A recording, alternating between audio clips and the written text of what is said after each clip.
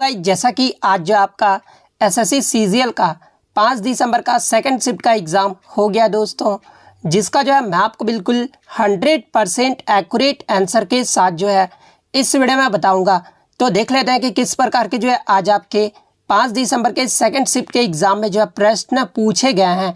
उससे पहले एक बात और दोस्तों कि जिन्होंने भी अगर चैनल को सब्सक्राइब नहीं किया है तो एसएससी सीजीएल एग्ज़ाम से रिलेटेड पल पल की अपडेट के लिए जो है चैनल को सब्सक्राइब ज़रूर कर दीजिएगा और बगल में ही आपको एक बेल आइकन यानी घंटे का निशान भी दिख रहा होगा, तो आप उसे भी जो है ज़रूर प्रेस कर दीजिएगा। तो चलिए वीडियो को स्टार्ट करते हैं।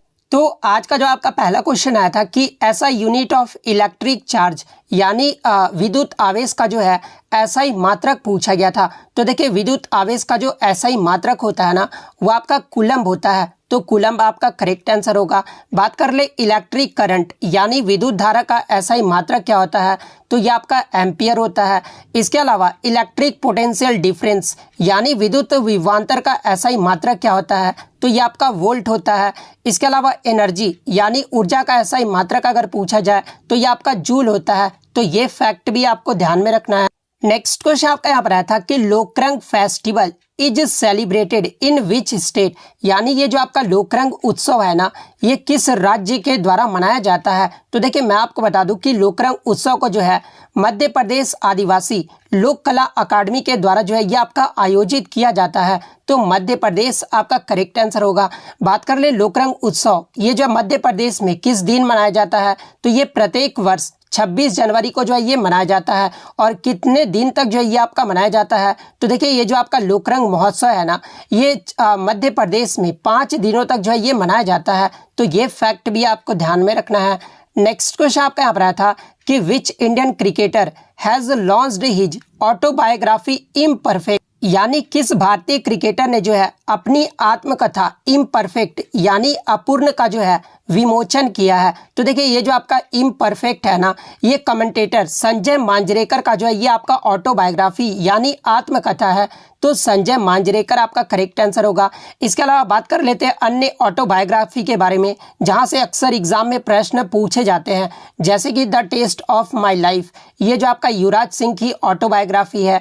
एन ऑटोबायोग्राफी ये जो आपका पंडित जवाहरलाल नेहरू की जो है आत्मकथा। इसके अलावा विंग्स ऑफ फायर ये जो है एपीजे अब्दुल कलाम की ऑटोबायोग्राफी है। एस अगेंस्ट ओड्स ये जो आपका सानिया मिर्जा की आत्मकथा है।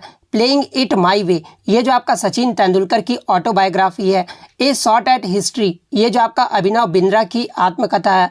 The race of my life ये जो है मिल्खा सिंह की आत्मकथा है। सिक्स मशीन ये जो आपका क्रिस गेल की आत्मकथा है। कंट्रोवर्शियल योट्स ये जो है शुएब अख्तर की जो है आत्मकथा है। 281 एंड बियॉन्ड ये जो आपका वीवीएस लक्ष्मण की ऑटोबायोग्राफी है। अनफिनिश्ड ए मेमोयर ये जो है प्रियंका चोपड़ा की जो है आत्मकथा है। तो ये सारे फैक्ट आपको ध्यान में रखना है। नेक्स्ट क्वेश्चन आपका यहाँ पर आया था कि केलुचरण महापात्रा निम्नलिखित में से जो है किस शास्त्रीय नृत्य का जो है प्रसिद्ध नर्तक है। तो देखिए केलुचरण महापात्रा ये जो आपके ओडिसी नृत्य से संबंधित है। तो ओडिसी आपका करेक्ट आंसर। और देखिए बहुत सारे बच्चों का जो ये कमेंट रहता है कि सर क्वेश्चन रिपीट होते हैं या फिर नहीं, तो आप देख सकते हैं कि ये जो आपका क्वेश्चन रिपीट भी हुआ है। अब कैसे रिपीट हुआ है वो मैं आपको बता देता हूँ। जैसे कि इससे पहले शिफ्ट में आपका पूछा गया था कि उड़ीसी नृत्य में सबसे पहले जो पद्म पुरस्कार है ये किसे दिया गया था। तो देखिए ओडिसी नृत्य से संबंधित ये जो आपके केलू महाचरण पात्रा है और इन्हें जो है ओडिसी में सबसे पहले जो है पद्म विभूषण से जो वो सम्मानित किया गया था। तो ये फैक्ट भी आपको ध्यान में रखना है।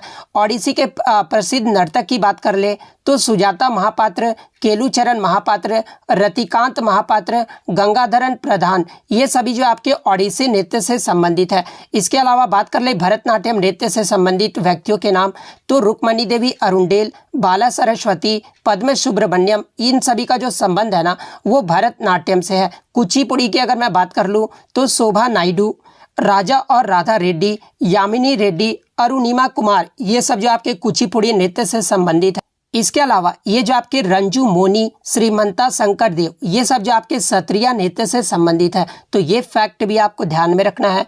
नेक्स्ट क्वेश्चन आपका यहाँ पर था कि when did the train run for the first time in India, यानी भारत में जो पहली बार ट्रेन है ना ये कब चली थी? तो देखिए भारत में जो पहली बार ट्रेन है ना ये 16 अप्रैल 1853 को ये जो आपका बॉम्बे और ठाणे के बीच चला था। कितने किलोमीटर चला था? तो ये आपका 34 किलोमीटर चला था। तो 16 अप्रैल 1853 आपका करेक्ट आंसर होगा। यहाँ से एग्जाम में एक प्रश्न और पूछा जाता है कि भारत में रेलवे की शुरुआत का जो श्रेय है ना ये किसे दिया जाता है? तो ये लॉर्ड डलहौजी को दिया जाता है। तो ये फैक्ट भी आपको ध्यान में रखना है। नेक्स्ट क्वेश्चन आपका यहाँ पर आया था कि 2011 की जनगणना के अनुसार भारत के निम्नलिखित में से किस राज्य में जो लिंगानुपात यानी जो आपका सेक्स रेशियो है ना ये सबसे अधिक रहा? तो देखिए मैं आपको बता दूं कि 2011 की जनगणना के अनुसार केरल राज्य का जो लिंगानुपात रहा था ना वो सबसे अधिक रहा था। केरल का जो लिंगानुपात है वो आपका 1000 पुरुषों पर जो है 1000 महिलाएं थी। तो ये भी आपको ध्यान में रखना कि केरल का लिंगानुपात कितना रहा था? तो ये आपका 1084 रहा। बात कर ले लिंगानुपात ये जो है किसे कहा जाता है? तो ये प्रति 1000 पुरुषों पर महिलाओं की जो संख्या होती है ना इसे ही जो है लिंगानुपात को जो है परिभाषित किया जाता है। भारत में 2011 की जनगणना के अनुसार भारत का जो लिंगानुपात कितना रहा था? तो ये 1000 पुरुषों पर 943 महिलाएं थी, यानी भारत का जो लिंगानुपात है ना वो 943 रहा था। वहीं सबसे कम लिंगानुपात वाला राज्य अगर पूछा जाए तो ये आपका हरियाणा राज्य रहा था। तो ये फैक्ट भी आपको ध्यान में रखना है। नेक्स्ट क्वेश्चन आपका यहाँ पर आया था कि first battle of Panipat was fought in 1526 between, यानी पानीपत का जो प्रथम युद्ध है ना ये 1526 में किसके मध्य जो है ये लड़ा गया? तो देखिए पानीपत का जो प्रथम युद्ध है ना ये 1526 ईस्वी में बाबर और इब्राहिम लोदी के मध्य लड़ा गया था, जिसमें बाबर की जो है वो जीत हो गई थी। और बाबर इसी युद्ध के बाद जो है मुगल साम्राज्य का जो है नींव रखा था और लोदी वंश का जो है वो अंत हो गया था। लोदी वंश का अंतिम शासक कौन था? तो ये आपका इब्राहिम लोदी था। तो ये फैक्ट भी आपको ध्यान में रखना है। तो बाबर और इब्राहिम लोदी आपका करेक्ट आंसर होगा। नेक्स्ट क्वेश्चन आपका यहाँ पर आया था कि धर्म की स्वतंत्रता का अधिकार यानी right to freedom of religion संविधान के किस अनुच्छेद में है? तो देखिए धर्म की स्वतंत्रता का जो अधिकार है ना ये आपका एक मौलिक अधिकार है जो कि अनुच्छेद 25 से 28 में है। तो अनुच्छेद 25 से 28 आपका करेक्ट आंसर होगा। नेक्स्ट क्वेश्चन आपका यहाँ पर आया था कि under which article of the constitution the language of the parliament is Hindi और इंग्लिश, यानी संविधान के किस अनुच्छेद के तहत जो है संसद का जो व्यवसाय यानी जो कार्य होता है ना वो हिंदी या अंग्रेजी है? तो देखिए संविधान के अनुच्छेद 120 के तहत जो है संसद का जो व्यवसाय है ना वो हिंदी या अंग्रेजी है। तो आर्टिकल 120 आपका करेक्ट आंसर होगा, यानी संसद के कार्यवाहियों के लिए जो हिंदी या अंग्रेजी का जो उपयोग है ना वो अनुच्छेद 120 के तहत जो है वो किया जा सकता है। नेक्स्ट क्वेश्चन आपका यहाँ पर आया था कि उम्मीद market place of Jammu and Kashmir under which scheme, यानी जम्मू और कश्मीर का जो उम्मीद मार्केट प्लेस है ना ये किस योजना के तहत जो है इसका उद्घाटन किया गया? तो देखिए मैं आपको बता दूं कि हाल ही में जम्मू और कश्मीर में उपराज्यपाल मनोज सिन्हा ने जो है श्रीनगर अंतर्राष्ट्रीय हवाई अड्डे पर एयरपोर्ट अथॉरिटी ऑफ इंडिया के अवसर योजना के तहत जो है उम्मीद मार्केट को जो है इसका जो है उद्घाटन किया गया है। तो अवसर योजना यानी अवसर स्कीम आपका यहाँ पे करेक्ट आंसर होगा।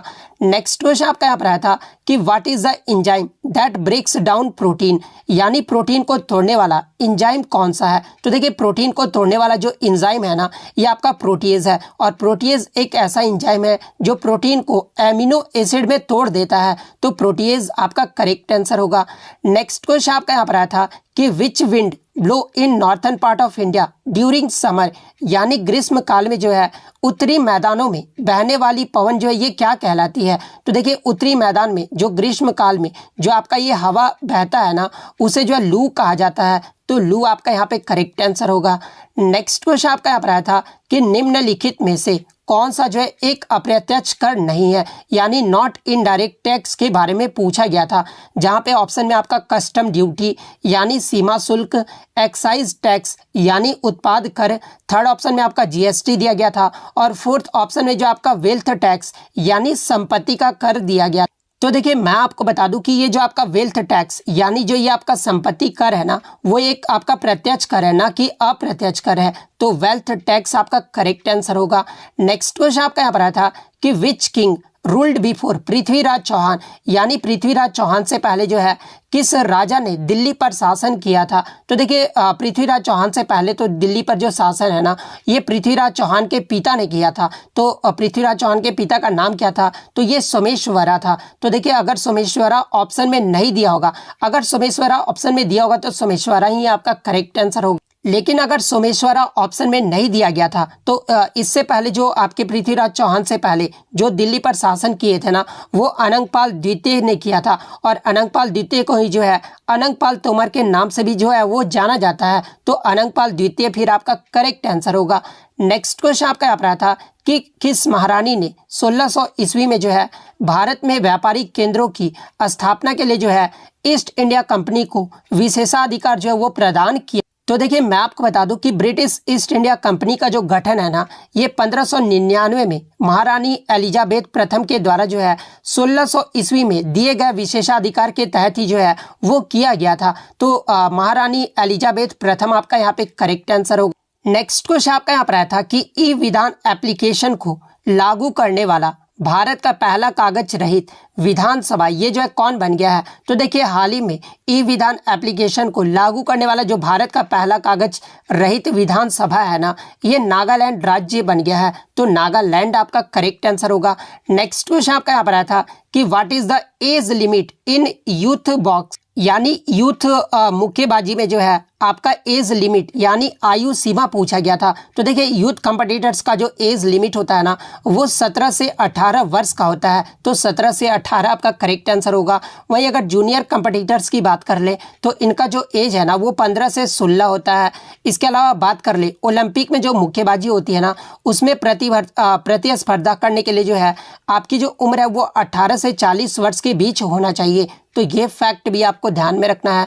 नेक्स्ट क्वेश्चन आपका यहाँ पर आया था कि the group of ribosome joined by mRNA is called as, यानी mRNA से जुड़े राइबोसोम के समूह को जो है वो क्या कहा जाता है। तो देखिए mRNA से जुड़े राइबोसोम के समूह को जो है ये आपका पॉलीराइबोसोम यानी पॉलीसम भी जो है इसे कहा जाता है। तो पॉलीराइबोसोम आपका करेक्ट आंसर होगा।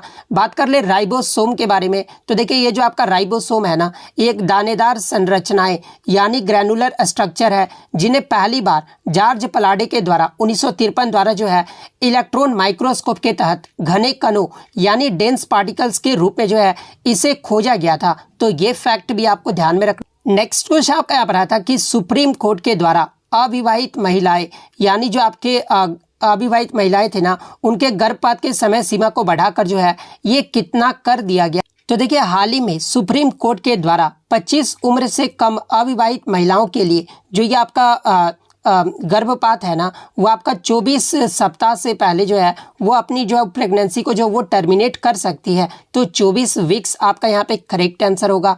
नेक्स्ट क्वेश्चन आपका यहाँ पर आया था कि टेनिस में एक सेट जो है ये किसको बोलते हैं, जहाँ पे ऑप्शन में आपका 6-5, 6-3, 6-4 और 5-4 दिया गया था। तो देखिए मैं आपको बता दूं कि आपके जो है 4 ग्रैंड स्लैम होते हैं, जिसमें विंबलडन में जो है आपके टोटल 5 सेट खेला जाता है। इसके अलावा ऑस्ट्रेलियन ओपन, फ्रेंच ओपन, ये सब की बात कर ले तो इसमें जो आपका 3 सेट ही खेला जाता है। लेकिन अगर एक सेट की बात कर ले तो ये 6/4 को बोलते हैं। तो 6/4 आपका करेक्ट आंसर होगा। नेक्स्ट क्वेश्चन आपका यहाँ पर आया था कि the act of washing one self, one word substitution में आपके इंग्लिश से प्रश्न पूछा गया था। तो देखिए स्वयं को धोने की क्रिया को जो है क्या कहा जाता है, तो इसे जो है एब्ल्यूशन कहा जाता है या फिर बाथिंग जो इसे कहा जाता है। तो एब्ल्यूशन या बाथिंग में से जो भी ऑप्शन में दिया होगा वो आपका करेक्ट आंसर। इसके अलावा आइडम की बात कर ले तो हिट बिलो द बेल्ट, ये जो आपका आइडम पूछा गया था। साइनो की बात कर ले तो इम्पेड का और प्रोक्लेम का जो आपका साइनोनिम पूछा गया था। तो ये बच्चों द्वारा इंग्लिश के प्रश्न मिले थे। तो इतने क्वेश्चन जो है आज मुझे बच्चों के द्वारा मिले हैं, जो कि 100% रियल और ऑथेंटिक है। तो अगर वीडियो अच्छी लगी हो तो वीडियो को जो है लाइक ज़रूर कर दीजिएगा, और इसी तरह किसी भी एग्जाम का रियल एनालिसिस पाने के लिए जो है चैनल को सब्सक्राइब ज़रूर कर दीजिएगा। तो मिलते हैं नेक्स्ट वीडियो में, तब तक थैंक यू।